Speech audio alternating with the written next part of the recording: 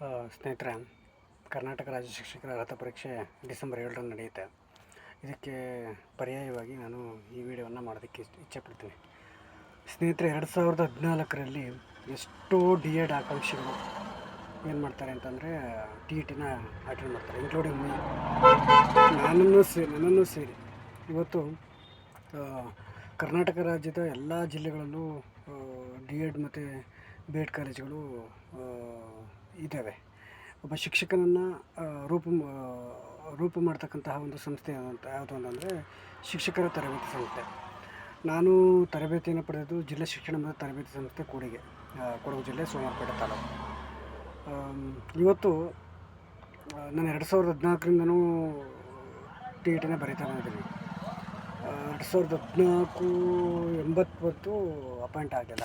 Appoint ಅಂದರೆ eligible ಆಗಲಿಲ್ಲ. 2015ರಲ್ಲಿ 88 ಬಂತು ಫಸ್ಟ್ ಪೇಪರು. ಮತ್ತು 2016ರಲ್ಲಿ 98 ಬಂತು, 98 ಬಂತು. ಆಗಲೂ ಕೂಡ ಏನು ಮಾಡ್ತು ಸರ್ಕಾರ, ಏನು ಮಾಡ್ತು ಅಂತಂದರೆ, ಇಲಾಖೆ ಏನು ಮಾಡ್ತು ಅಂದರೆ 7 ವರ್ಷಗಳವರೆಗೆ ವ್ಯಾಲಿಡಿಟಿ, ಅದರ ವ್ಯಾಲಿಡಿಟಿ ನಾವೀಗ ಪಾಸ್ ಆಗ್ತೀವಿ ಅಂದ್ಕೊಳ್ಳಿ. ಸಪೋಸ್ ಟಿ.ಇ.ಟಿ ಪರೀಕ್ಷೆಯಲ್ಲಿ ಪಾಸ್ ಆದರೆ ನಮಗೆ 7 ವರ್ಷಗಳ ಕಾಲ ಮಾನ್ಯತೆನ ಪ್ರಮಾಣ ಪತ್ರಕ್ಕೆ ಇರುತ್ತೆ. ಈಗ 2021ರಿಂದ ಈಚೆಗೆ ಏನು ಮಾಡ್ತು ಅಂತಂದರೆ ಕೇಂದ್ರ ಸರ್ಕಾರ NCT, ಅಂದರೆ national council for teacher education, ಏನು ಮಾಡ್ತು ಅಂತಂದರೆ ಅದು ಒಂದು ಲೈಫ್ ಟೈಮ್ ಸರ್ಟಿಫಿಕೇಟ್ ಅಂತ ಕೊಡ್ತು. ಲೈಫ್ ಟೈಮ್ ಅಂತಂದರೆ ಪೂರ್ಣ ಜೀವಿತಾವಧಿಯವರೆಗೆ ಇರುತ್ತೆ ಅಂತ ಅಂದ್ಬಿಟ್ಟು ಅದನ್ನು ಸಿಂಧುತ್ವ. ನನ್ನ ಪತ್ರಿಕೆ 1 ಮತ್ತು ಪತ್ರಿಕೆ 2 ಈಗಾಗಲೇ ನನ್ನ ಜ್ಞಾನ ಮಟ್ಟಕ್ಕೆ ಸರಿಯಾದ ರೀತಿ ನಾನು ಓದ್ಕೊಂಡಿದ್ದೀನಿ. ನೋಡುವ, ಇದೊಂದು ಕೊನೆಯ ಅವಕಾಶ ಅಂದ್ಕೊಂಡಿದ್ದೀನಿ. ಇನ್ನು ಮುಂದಿನ ದಿನಗಳಲ್ಲಿ ಅವಕಾಶ, ಇನ್ನು ಶಿಕ್ಷಕರ ನೇಮಕಾತಿ ಆಗುತ್ತೆ ಇಲ್ವೋ ಅನ್ನೋದು ನಮ್ಗೆ ಗೊತ್ತಿಲ್ಲ. It's a last chance to 1 more complete D Ed ಆಗಿರೋದು. ನಮಗಂತೂ ಸರಿಯಾದ ರೀತಿ ಡೈರೆಕ್ಷನ್ ಇಲ್ಲ. ಮನೆಯಲ್ಲಿ ಬಡತನ, ಆಮೇಲೆ ಸರಿಯಾದ ರೀತಿ ಡೈರೆಕ್ಷನ್ ಇಲ್ಲ. ಮನೆಯಲ್ಲಿ ಪ್ರತಿಯೊಂದು ನಾನೇ ಜವಾಬ್ದಾರಿ ಹೊತ್ಕೊಂಡು ಇವತ್ತು ಪ್ರಾಪರ್ಟಿ ವಿಷಯಕ್ಕೋಸ್ಕರ ನನ್ನ ಲೈಫೇ ಸ್ಪಾಯ್ಲ್ ಆಯಿತು. ಒಂದು ಕಡೆ ಫ್ಯಾಮಿಲಿನೂ ಹೋಯಿತು, ಎಲ್ಲನೂ ಕಳ್ಕೊಂಡಿದ್ದೀನಿ. ಇದೊಂದು ಕೊನೆಯ ಅವಕಾಶ ಅಂತ ಆದರೂ ಅಂದ್ಕೊಂಡಿದ್ದೀನಿ ಸ್ನೇಹಿತರೆ. ಎಷ್ಟೊತ್ತು ನಾನು ಇವನ್ UPSCಗೆ ಓದಿದ್ದೀನಿ, KPSC ಎಕ್ಸಾಮ್ಗಳಿಗೆಲ್ಲ ಓದಿದ್ದೀನಿ. ಆದರೆ ನಮಗೆ ಸರಿಯಾದ ರೀತಿ ಪ್ಲ್ಯಾಟ್ಫಾರ್ಮ್ ಸಿಗಲಿಲ್ಲ, ಒಳ್ಳೆ ಡೈರೆಕ್ಷನ್ ಸಿಗಲಿಲ್ಲ. ಏನು ಮಾಡ್ತೀರಾ, ಬಡತನ ಹಂಗಿತ್ತು. ಆದರೂ ನನ್ನನ್ನು ಈ ಎಂಥವರೆಗೂ ಒಂದು PG ಬಂದಿದ್ದೀನಿ ಅಂದರೆ ಇಟ್ಸ್ ಎ ಗ್ರೇಟ್. ಇವತ್ತು ಅದೊಂದು ಟಿ.ಇ.ಟಿ ಪರೀಕ್ಷೆನ ಇವತ್ತು ಪಾಸ್ ಮಾಡೋದು ಯಾವ ರೀತಿ ಅಂತ ಅಂದ್ಬಿಟ್ಟು ಎಲ್ಲ ಕೋಚಿಂಗ್ ಕ್ಲಾಸು, ಈ ಸ್ಪರ್ಧಾ ಸ್ಫೂರ್ತಿ, ಸ್ಪರ್ಧೆ ವಿಜೇತ, ಈ ಕರ್ನಾಟಕ ಅಕಾಡೆಮಿ, ಮತ್ತು ಯಾವುದು ಅಮೃತ ಅಕಾಡೆಮಿ, ಎಷ್ಟೋ ಆನ್ಲೈನ್ ಕ್ಲಾಸಸ್ನ ನಾವು ಈಗ ಆಲ್ರೆಡಿ ಕೇಳಿದ್ದೀವಿ.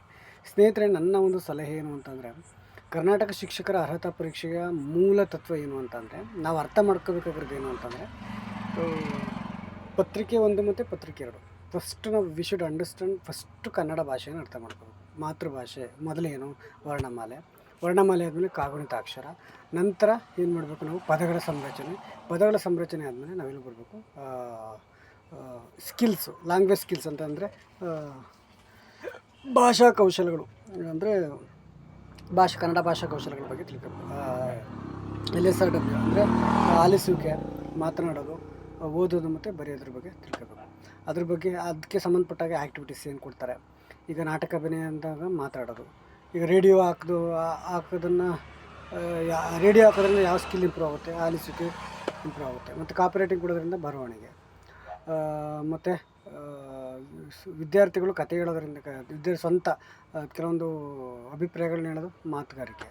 ಈ ರೀತಿಯಾಗಿ ಆಯಾ ಸ್ಕಿಲ್ನ ಡೆವಲಪ್ಮೆಂಟ್ ಮಾಡೋದಕ್ಕೆ ಏನೆಲ್ಲ ಒಂದು ಸ್ಟ್ರಾಟಜಿನ ಬಳಸ್ತೀವಿ ಅನ್ನೋದು ಭಾಷಾ ಕೌಶಲ್ಯಗಳಲ್ಲಿ ನಾವು ಕಾಣ್ತೀವಿ ಸ್ನೇಹಿತರೆ. ಇನ್ನು ನೆಕ್ಸ್ಟು ಹೇಳಬೇಕು ಅಂತಂದರೆ, ಭಾಷಾ ಕೌಶಲ್ಯಗಳಾದಮೇಲೆ ಇನ್ನು ಭಾಷಾ ಬೋಧನಾ ವಿಧಾನಗಳು, ಸ್ಕಿಲ್ಸ್ ಆಯಿತು. ಮತ್ತು ಭಾಷಾ ಬೋಧನಾ ವಿಧಾನಗಳು, ಕನ್ನಡದಲ್ಲಿ ಯಾವ ರೀತಿ ನಾವು ಭಾಷಾ ಬೋಧನಾ ವಿಧಾನವನ್ನು ಅನುಸರಿಸ್ತೀವಿ ಅನ್ನೋದನ್ನು ನಾವು ತಿಳ್ಕೋಬೇಕು. ಈಗ ಫಾರ್ ಎಕ್ಸಾಂಪಲ್, ಮೊದಲೆಲ್ಲ ನಾವೆಲ್ಲ ಓದ್ತಿರ್ಬೇಕಾದ್ರೆ, ಡಿ.ಎಡ್ ಮಾಡ್ತಿರ್ಬೇಕಾದ್ರೆ ಈ ಚೈತನ್ಯ ಮೆಥಡ್ ಅಂತ 6 ಹಂತಗಳ ಪಠ್ಯ ಬೋಧನೆ, ಅಂದರೆ ಪಾಠ ಬೋಧನೆ ಮಾಡೋದಕ್ಕೆ ಅಣುಬೋಧನೆ, ಮೈಕ್ರೋ ಟೀಚಿಂಗ್ ಅಂತ ಏನಂತ ಕರಿತೀವಿ, ಅದನ್ನು ನಾವೆಲ್ಲ ಪ್ರಿಪೇರ್ ಆಗ್ತೀವಿ. ಆದರೆ ಈಗ ಮೈಕ್ರೋ ಟೀಚಿಂಗ್ ಅನ್ನೋ ಕಾನ್ಸೆಪ್ಟ್ಗೆ ಅವತ್ತು ಸುಮಾರು ಒಂದು 10 ಸ್ಕಿಲ್ಲನ್ನು ನಾವು ಪ್ರಾಕ್ಟೀಸ್ ಮಾಡ್ತೀವಿ. ಈಗ ಒಬ್ಬ ನಾನೊಬ್ಬ ಯಾರು ಸ್ಟೂಡೆಂಟ್ ಟೀಚರು, ಇನ್ನೊಂದು 5-6 ಜನ ಸ್ಟೂಡೆಂಟ್ ಟೀಚರ್ ಕೂತ್ಕೊಂಡು ಅವ್ರ ಮುಂದೆ ನಮ್ಮ ಸ್ಕಿಲ್ಸ್ನ ನಾವೇನು ಮಾಡ್ತಿದ್ದೆವು ರೆಪ್ರೆಸೆಂಟ್ ಮಾಡ್ತಿದ್ದೆವು. ಈಗ ಆಗಲ್ಲ.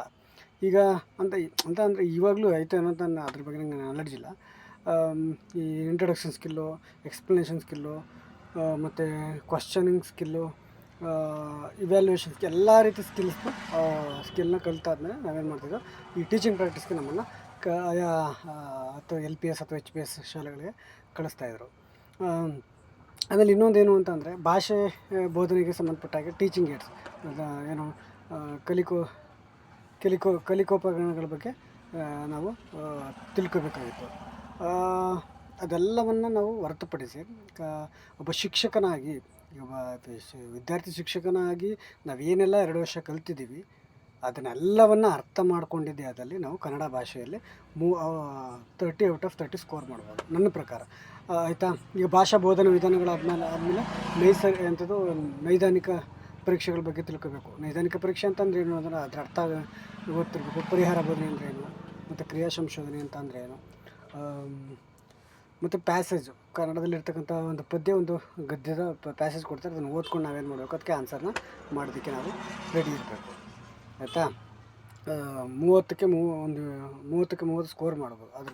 ಅದನ್ನು ಓದ್ಕೋಬೇಕು. ಮತ್ತು ಗ್ರಾಮರ್ ಅಂತ ಬಂದಾಗ ಸಂಧಿಗಳು, ಮತ್ತು ಅವ್ಯಯಗಳು, ಸಮಾಸ, ವಿಗ್ರಹವಾಕ್ಯಗಳು, ಮತ್ತು ವಿಭಕ್ತಿ ಪ್ರತ್ಯಯಗಳು, ಇವೆಲ್ಲವನ್ನು ನಾವು ಅವ್ಯಯಗಳಲ್ಲೇ ಸುಮಾರು ಕಂಟೆಂಟ್ ಬರುತ್ತೆ. ಅವ್ಯಯಗಳನ್ನ ನಾವು ಓದ್ಕೋಬೇಕು.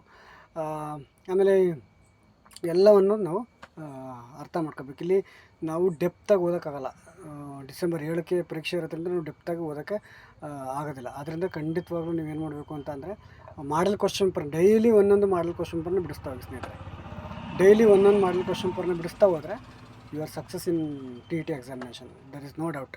ಅಥವಾ ಕನ್ನಡ ಭಾಷೆ ಬಗ್ಗೆ ಕನ್ನಡವನ್ನು ಚೆನ್ನಾಗಿ ಓದಿ, ಪ್ಯಾಸೇಜ್ನ ಓದಿ, ಪದ್ಯ ಮತ್ತು ಗದ್ಯ ಅವನ್ನು ಓದ್ಕೊಂಡು, ಪ್ಯಾಸೇಜ್ ಓದ್ತಿರ್ಬೇಕಾದ್ರೆ ಪ್ಯಾಸೇಜಲ್ಲಿ ಬರ್ತಕ್ಕಂಥ ಕೆಲವೊಂದು ಪ್ರಮುಖ ಅಂಶಗಳನ್ನು ಏನು ಮಾಡ್ಕೊಳ್ಳಿ, ಟಿಕ್ ಮಾಡ್ಕೊಳ್ಳಿ ಪೆನ್ನಲ್ಲಿ. ಈಗ ಫಾರ್ ಎಕ್ಸಾಂಪಲ್ 5-6 ಕ್ವಶನ್ ಕೇಳ್ತಾರೆ. 5-6 ಕ್ವಶನ್ಗೆ ಮೊದಲನೇ ಕ್ವಶನ್ಗೆ ಏನು ಕೇಳಿರ್ತಾರೆ, ಯಾರು ಅಂತ ಯಾರು ಅಂತ ಬಂದಾಗ ವ್ಯಕ್ತಿ ಬಗ್ಗೆ ಅಲ್ಲಿರುತ್ತೆ, ಏನು ಅಂತ ಬಂದಾಗ ವಸ್ತು, ಅಥವಾ ಎಲ್ಲಿ ಅಂತ ಬಂದಾಗ ಸ್ಥಳದ ಬಗ್ಗೆ ಇರುತ್ತೆ.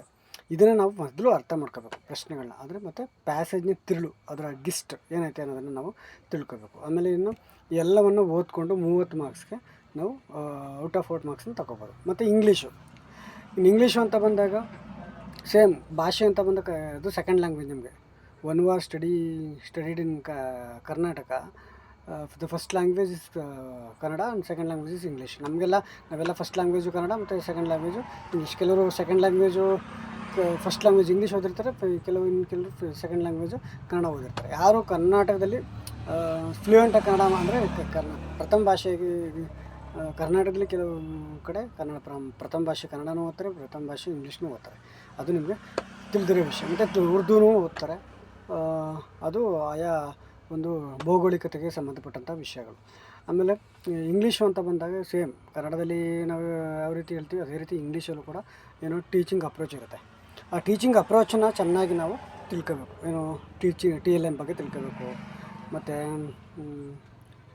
TLM ಬಗ್ಗೆ ತಿಳ್ಕೊಂಡಾದ್ಮೇಲೆ ಕೊನೆಯದಾಗಿ ನಾವೇನು ಮಾಡಬೇಕು ಅಂತಂದರೆ, ಈ ಪ್ಯಾಸೇಜನ್ನು ನಾವು ಹೆಂಗೆ ಓದಬೇಕು ಅನ್ನೋದು ನಿಮಗೆ ಗೊತ್ತಿರಬೇಕು. ಪ್ಯಾಸೇಜನ್ನು ಹೆಂಗೆ ಓದಿ ಅರ್ಥ ಮಾಡ್ಕೋಬೇಕು ಅನ್ನೋದು ಪ್ರತಿಯೊಬ್ಬ ವ್ಯಕ್ತಿಗೂ ಗೊತ್ತಿರಬೇಕು. ಇದು ಗೊತ್ತಿಲ್ಲ ಅಂತಂದರೆ ಅದಾಗಲ್ಲ ಖಂಡಿತವಾಗ್ಲೂ. If you are success in TET examination, you should know all type of questions in the passage. ಎಲ್ಲ ಟೈಪ್ ಕ್ವಶನ್ಸು ಕೇಳಬೇಕು. ಯಾವ ಥರ ಬೇಕಾದ್ರೂ ಟೈಪ್ಸ್ ಕೇಳ್ಬೋದು, ಕ್ವಶನ್ ಕೇಳ್ಬೋದು. ನಾವು ಅದಕ್ಕೆ ರೆಡಿಯಾಗಿರಬೇಕು. ಅದರ ತಿರುಳನ್ನು ತಿಳ್ಕೋಬೇಕು.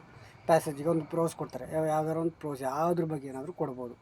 We are ready. ನಾವು ಅಲ್ಲಿ ಕಾಂಪ್ರಿಹೆನ್ಷನ್ ಓದ್ಕೊಂಡು ನಾವೇನು ಮಾಡಬೇಕು, ಪರೀಕ್ಷೆಯನ್ನು ಎದುರಿಸ್ಬೇಕು. ಮತ್ತು ಇನ್ನು ಗ್ರಾಮರಲ್ಲಿ ಆಕ್ಟಿವ್ ವಾಯ್ಸ್, ಪ್ಯಾಸಿವ್ ವಾಯ್ಸ್ ಬರುತ್ತೆ. ಮತ್ತು ಡೈರೆಕ್ಟ್ ಇಂಡೈರೆಕ್ಟ್ ಸ್ಪೀಚ್ ಬರುತ್ತೆ. ಮತ್ತು ಫಿಗರ್ ಆಫ್ ಸ್ಪೀಚ್ ಬರುತ್ತೆ. ಮತ್ತು ಸಿನೋನಿಮ್ಸು, ಆಂಟೋನಿಮ್ಸ್ ಬರುತ್ತೆ. ಆಮೇಲೆ ಸಿಂಟ್ಯಾಕ್ಸು, ಮಾರ್ಫೋನ್ಸು ಮತ್ತು ಫೊನೆಟಿಕ್ಸ್ ಬಗ್ಗೆ ತಿಳ್ಕೋಬೇಕು. ಎಲ್ಲವನ್ನು ನಾವು ತಿಳ್ಕೊಂಡಿದ್ದೆ ಆದಲ್ಲಿ ಖಂಡಿತವಾಗ್ಲೂ ನಾವು ಶಿಕ್ಷಕರ ಅರ್ಹತಾ ಪರೀಕ್ಷೆಯಲ್ಲಿ ಇಂಗ್ಲೀಷ್ ಭಾಷೆಯಲ್ಲಿ ಪಾಸ್ನ ಆಗ್ಬೋದು. ಮತ್ತು ಇನ್ನು ಲ್ಯಾಂಗ್ವೇಜ್ ಸ್ಕಿಲ್ಸ್ LSRW. ಆ LSRWನ ಸ್ಕಿಲ್ಲನ್ನು ನಾವು ಹಂಗೆ ಇಂಪ್ರೂವ್ ಮಾಡ್ಕೋಬೇಕು. ಏನು ಸ್ಟ್ರಾಟಜಿ ಹಾಕೋ, ಏನೆಲ್ಲ ಸ್ಟ್ರಾಟಜಿಗಳಿವೆ ಅನ್ನೋದನ್ನು ನಾವು ತಿಳ್ಕೊಂಡಿದ್ದೆ ಆದಲ್ಲಿ ನಾವು ಇಂಗ್ಲೀಷ್ ಭಾಷೆಯಲ್ಲಿ ಪಾಸ್ ಆಗ್ಬೋದು. ಮತ್ತು ಈ 5 E's ಮೆಥಡ್ ಎಂಗೇಜು, ಎಕ್ಸ್ಪ್ಲೋರು, ಎಂಗೇಜು, ಎಕ್ಸ್ಪ್ಲೋರು, ಏನು 5 E's ಬಗ್ಗೆ ನನಗೆ ಅದು ತಿಳ್ಕೊಬೇಕು, ಚೆನ್ನಾಗಿ ತಿಳ್ಕೊಬೇಕು. 5 E's ಅಂದರೆ ಏನು ಅಂತ ತಿಳ್ಕೊಬೇಕು, ಅದ್ರ ಬಗ್ಗೆ ನಾಡಿಸಿರ್ಬೇಕು ನಮಗೆ. ಎಂಗೇಜು, ಎಕ್ಸ್ಪ್ಲೋರು, ಎಕ್ಸ್ಪ್ಲೇನು, ಎಲಾಬ್ರೇಟು ಮತ್ತು ಇವ್ಯಾಲ್ಯೂಯೇಷನ್ ಅಂತ ಏನು ಹೇಳ್ತಾರೆ, ಅದನ್ನು ನಾವು ತಿಳ್ಕೊಬೇಕು. ಮತ್ತು teaching AIDS, TLM, audio visuals AIDS ಎಲ್ಲ, ಆಡಿಯೋ ವಿಜುವಲ್ ಏಡ್ಸ್ ಬಗ್ಗೆ ತಿಳ್ಕೊಬೇಕು, ಫ್ಲ್ಯಾಶ್ ಕಾರ್ಡ್ಸ್ ಬಗ್ಗೆ ತಿಳ್ಕೊಬೇಕು. ಎಲ್ಲವನ್ನು ನಾವು ತಿಳ್ಕೊಂಡಿದ್ದೇ ಆದರೆ ಖಂಡಿತ ನಾವು ಶಿಕ್ಷಕರ ಅರ್ಥ ಪರೀಕ್ಷೆಯಲ್ಲಿ ಪಾಸ್ ಆಗ್ಬೋದು. ಮತ್ತು ಇನ್ನು ಪೊಯಮ್ ಅಂತ ಬಂದಾಗ ಪೊಯಮಲ್ಲಿ ಪೊಯಮ್ನ ಯಾರು ಬರೆದಿದ್ದಾರೆ, ಆ ಪೊಯಮ್ನ ಮೂಲ ಅರ್ಥ ಏನು, ಅದರ ಸಾರಾಂಶ ಏನು, ಎಲ್ಲವನ್ನು ತಿಳ್ಕೊಬೇಕು. ತಿಳ್ಕೊಂಡಿದ್ದೇ ಆದರೆ ನಾವು ಶಿಕ್ಷಕರ ಅರ್ಹತಾ ಪರೀಕ್ಷೆಯಲ್ಲಿ ಇಂಗ್ಲೀಷ್ ಭಾಷೆಯಲ್ಲಿ ಪಾಸನ್ನು ಆಗ್ಬೋದು. ಇನ್ನು ಅದನ್ನು ಹೊರತುಪಡಿಸಿ ಅಪಾರ್ಟ್ ಫ್ರಮ್ ದಟ್ ಇನ್ನು ಹೇಳ್ಬೇಕಾಗಿರೋದು ಏನು ಅಂತಂದರೆ, ಕನ್ನಡ ಇಂಗ್ಲೀಷ್ ಆಯಿತು. ನೆಕ್ಸ್ಟು EVS ಪತ್ರಿಕೆ 1ಕ್ಕೆ ಸಂಬಂಧಪಟ್ಟಾಗೆ ಪರಿಸರ ಅಧ್ಯಯನ. ಪರಿಸರ ಅಧ್ಯಯನಕ್ಕೆ ಸಂಬಂಧಪಟ್ಟಾಗೆ 3, 4, 5, 6 ಅಂದರೆ ಕೆಲವೊಂದು ಪರಿಸರ ಚಳವಳಿಗಳಾಗಿರುತ್ತೆ, ಅದ್ರ ಬಗ್ಗೆ ತಿಳ್ಕೋಬೇಕು. ಪರಿಸರ ಬೋಧನಾ ವಿಧಾನಗಳು, ಮತ್ತು ಫುಡ್ಡು, ವಿಟಮಿನ್ಸು, ಮತ್ತು ಸೋಲಾರ್ ಸಿಸ್ಟಮು, ಮತ್ತು ಕೆಲವೊಂದು ಕಾಯಿಲೆಗಳ ಬಗ್ಗೆ ತಿಳ್ಕೋಬೇಕು, ವಿಜ್ಞಾನಿಗಳ ಬಗ್ಗೆ ತಿಳ್ಕೋಬೇಕು.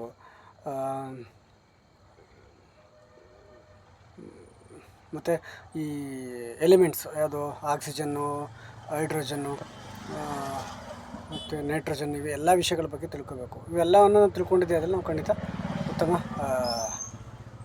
ಅಂಕಗಳನ್ನು ನಾವು ಗಳಿಸ್ಬೋದು ಸ್ನೇಹಿತರೆ. ಇನ್ನು ಅದು ಬಿಟ್ಟರೆ ಈ ಪರಿಸರ ಅಧ್ಯಯನವನ್ನು ಡೆಪ್ತಾಗಿ ತಿಳ್ಕೋಬೇಕು. ಅದರ ಪ್ರತಿಯೊಂದು ವಿಷಯಗಳನ್ನ ತಿಳ್ಕೋಬೇಕು. ಕ್ವಶನ್ ಹೆಂಗೆ ಕೇಳ್ತಾರೆ ಅಂತ ಹೇಳೋಕ್ಕಾಗಲ್ಲ, ನಾವು ಅದನ್ನು ಮೆಂಟಲಿ ನಾವು ರೆಡಿ ಇರಬೇಕು. ಮತ್ತು ಇನ್ನು ಮ್ಯಾಥಮೆಟಿಕ್ಸ್ ಅಂತೂ ನಾವು ಓದೋಕ್ಕಾಗಲ್ಲ, ಅದನ್ನು ಪ್ರಾಕ್ಟೀಸ್ ಮಾಡಬೇಕು. ಇಟ್ಸ್ ನಾಟ್ ಎ ಲ್ಯಾಂಗ್ವೇಜ್, ಅದೊಂದು ಲಾಜಿಕಲ್ ಸೈನ್ಸ್ ಅಂತಲೇ ಹೇಳ್ಬೋದು ಅದನ್ನು. ಮತ್ತು ಗಣಿತದ ಬೋಧನಾ ವಿಧಾನ, ಮ್ಯಾಥಮೆಟಿಕ್ಸ್ ಬೋಧನಾ ವಿಧಾನಗಳ ಬಗ್ಗೆ ತಿಳ್ಕೋಬೇಕು. ಅನುಗಮನ, ನಿಗಮನ, ಯೋಜನೆ, ಪ್ರಾಜೆಕ್ಟು ಮತ್ತು ಹಿಸ್ಟೋರಿಕಲ್ ಡೆಮಾನ್ಸ್ಟ್ರೇಷನ್ ಮೆಥಡು ಎಲ್ಲವನ್ನು ನಾವು ತಿಳ್ಕೊಂಡಿದ್ದೇ ಆದರೆ ಶಿಕ್ಷಕರ ಅರ್ಹತಾ ಪರೀಕ್ಷೆಯಲ್ಲಿ ನಾವು ಪಾಸ್ ಆಗ್ಬೋದು ಸ್ನೇಹಿತರೆ. ಈಗ ಅಂತಿಮವಾಗಿ ಸೋಷಿಯಲ್ ಸೈನ್ಸಲ್ಲಿ ಏನಿರುತ್ತೆ ಅಂತಂದರೆ ಅದು ಅಷ್ಟೇ ಎಲ್ಲ ವಿಷಯಗಳನ್ನು ಹಿಸ್ಟ್ರಿ, ಸಿವಿಕ್ಸು ಮತ್ತು ಜಿಯೋಗ್ರಫಿ ಮತ್ತು ಎಕನಾಮಿಕ್ಸು ಮತ್ತು ಬಿಸ್ನೆಸ್ ಸ್ಟಡೀಸ್ ಎಲ್ಲ ವಿಷಯಗಳನ್ನು ನಾವು ತಿಳ್ಕೊಳ್ಬೇಕು. ಮತ್ತು constitution, history, Mauryan history, Kadamba history, ಎಲ್ಲ ಡೈನೆಸ್ಟಿಗಳ ಬಗ್ಗೆ ತಿಳ್ಕೊಬೇಕು. ಡೆಲ್ಲಿ ಸುಲ್ತಾನ್ ಎಲ್ಲವನ್ನು ನಾವು ತಿಳ್ಕೊಂಡಿದ್ದೇ ಆಗಲಿ ಖಂಡಿತವಾಗ್ಲೂ ಶಿಕ್ಷಕರ ಅರ್ಹತಾ ಪರೀಕ್ಷೆಯಲ್ಲಿ ನಾವು ಪಾಸ್ ಆಗ್ಬೋದು. ಮತ್ತು ಇನ್ನೊಂದು ಅಂತಿಮವಾಗಿ ಹೇಳಬೇಕು ಅಂತ ಹೇಳೋದೇನು ಅಂತಂದರೆ ಸೈನ್ಸ್ ಅಂತ ಬಂದಾಗ, ಇನ್ನು ಸಮಾಜ ವಿಜ್ಞಾನ ಅಂತ ಬಂದಾಗ ಸಮಾಜ ವಿಜ್ಞಾನ ಬೋಧನೆಗಳು, ಎಲ್ಲ ಸಮಾಜ ವಿಜ್ಞಾನ ಬೋಧನೆಗಳು. ಮತ್ತು ವಿಜ್ಞಾನ ಅಂತ ಬಂದಾಗ ಸೈನ್ಸಿಗೆ ಸಂಬಂಧಪಟ್ಟಾಗೆ ನಾನು ಸೈನ್ಸ್ ಸ್ಟೂಡೆಂಟ್ ಅಲ್ಲ, ಆರ್ಟ್ಸ್ ಸ್ಟೂಡೆಂಟು, ಅದರಿಂದ ಎಲ್ಲ ವಿಷಯಗಳನ್ನು ನೀವು ಏನು ಮಾಡಬೇಕು, ಅಲ್ಲಿ ವಿಜ್ಞಾನದಲ್ಲಿ ಬರ್ತಕ್ಕಂಥ ಎಲ್ಲ ಚಾಪ್ಟರ್ಗಳನ್ನ ಬಗ್ಗೆ ತಿಳ್ಕೊಂಡು ಮಾಡಬೇಕು. ಆಮೇಲೆ ಇನ್ನೊಂದು ಸಮಾಜ ವಿಜ್ಞಾನ ಬೋಧನಾ ವಿಧಾನಗಳ ಬಗ್ಗೆ ತಿಳ್ಕೋಬೇಕು. ಸಮಾಜ ವಿಜ್ಞಾನ ಬೋಧನೆ ಮಾಡ್ತಕ್ಕಂಥ ಶಿಕ್ಷಕ ಆಲ್ಮೋಸ್ಟ್ ಇತಿಹಾಸ ಶಿಕ್ಷಕ, ಭೂಗೋಳ ಶಿಕ್ಷಕ, ಪೌರಾಣಿತಿ ಶಿಕ್ಷಕ, ಈ ರೀತಿ ಕ್ವಶನ್ನ ಕೇಳ್ಬೋದು. ಅದನ್ನು ಟ್ವಿಸ್ಟ್ ಮಾಡಿ ಕೇಳ್ತಾರೆ. ನಾವು ಅದಕ್ಕೆ ಮೆಂಟಲ್ ನಾವು ರೆಡಿ ಇದ್ದರೆ ರೆಡಿ ಇರಬೇಕು. ಸ್ಕೋರ್ ಮಾಡೋದು 150ಕ್ಕೆ 110 ಸ್ಕೋರ್ನ ಮಾಡ್ಬೋದು ನನ್ನ ಪ್ರಕಾರ. ಈಗ ಮಾರ್ಕ್ ಟೆಸ್ಟ್ ನಡೀತೈತೆ, ಕೆಲವೊಂದು ಅಕಾಡೆಮಿಯವ್ರು ಮಾಡ್ತಿದ್ದಾರೆ, ಅದನ್ನು ತಗೊಳ್ಳಿ.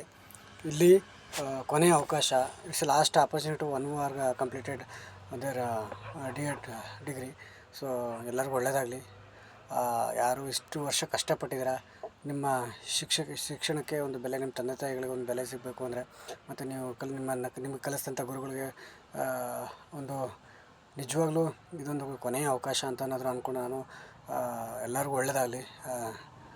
ಎಲ್ಲರೂ ಯಾರು ಕಷ್ಟಪಟ್ಟು ಓದಿರ್ತೀರ, ಇಷ್ಟು ವರ್ಷಗಳ ಕಾಲ ಓದಿರ್ತೀರ, ಅವ್ರಿಗೆ ದೇವರು ಆ ಒಂದು ಪಾಸ್ ಆಗ್ತಕ್ಕಂಥ ಒಂದು ಸೌಭಾಗ್ಯ ಕೊಡಲಿ ಅಂತ ನಾನು ಬೇಡ್ಕೋತೇನೆ. ಒಳ್ಳೆಯದಾಗಲಿ ಎಲ್ಲರಿಗೂ. All the best.